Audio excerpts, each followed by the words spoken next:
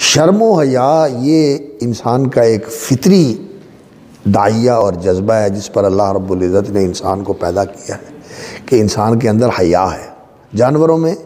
بھی ہوتا ہے، جانوروں میں بھی یہ چیز ہوتی ہے، لیکن انسان کے اندر حیا جو ہے یہ بہت ہی اعلیٰ صفات میں سے ہے کہ انسان جو ہے وہ باحیا ہو، حیی ہو انسان۔ بندوں کی شرم، اللہ کی شرم اور بڑوں کی شرم اور ماحول کی شرم، یہ انسان کی ایک بڑی ایسی صفت ہے جو انسان کی کرامت اور اس کے شرف و فضیلت کا تقاضا ہے۔ اور خاص طور پر جو دین اسلام ہے اس کے اندر تو اللہ رب العزت نے حیا کو بڑی ہی اہمیت دی ہے۔ رسول اکرم صلی اللہ علیہ وسلم کا فرمان ہے کہ الحیاء من الایمان او کما قال صلی اللہ علیہ وسلم، اور اللہ رب العزت کی یہ صفت بیان فرمائی ہے ان اللہ حیی کریم، اور دوسرے مقام پر فرمایا کہ ہر دین کا ایک امتیازی خلق ہوتا ہے اور دین اسلام کا جو امتیازی خلق ہے وہ الحیاء ہے۔ تو حیا جو ہے یہ ایسا ایک وصف ہے کہ جو انسان کی زندگی میں خیر اور بھلائی کا ذریعہ بنتا ہے، اس کے ساتھ انسان خیر اور بھلائی والے کام کرتا ہے،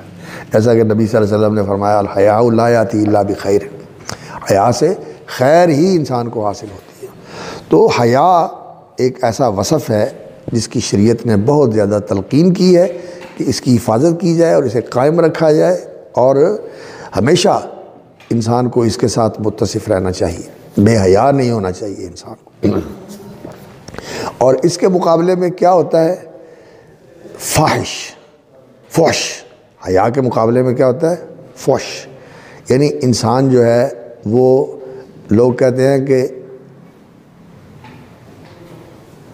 یہ آدمی جو ہے نا بہت کھلا ہوا ہے اور بہت لاپرواہ سا ہے اور بڑی اس کے اندر یہ جو ہے نا کیفیت ہے کہ یہ کسی کا لحاظ خیال نہیں کرتا۔ یہ وصف جو ہے نا یہ اچھا وصف نہیں ہے، یہ اچھا وصف نہیں ہے۔ ما کان رسول اللہ صلی اللہ علیہ وسلم فاحشا ولا متفحشا، نہ تو نبی صلی اللہ علیہ وسلم طبعاً ایسے تھے اور نہ بتکلف ایسے تھے کہ کوئی ایسا کام کریں جو شرم و حیا کے تقاضوں کے خلاف ہو،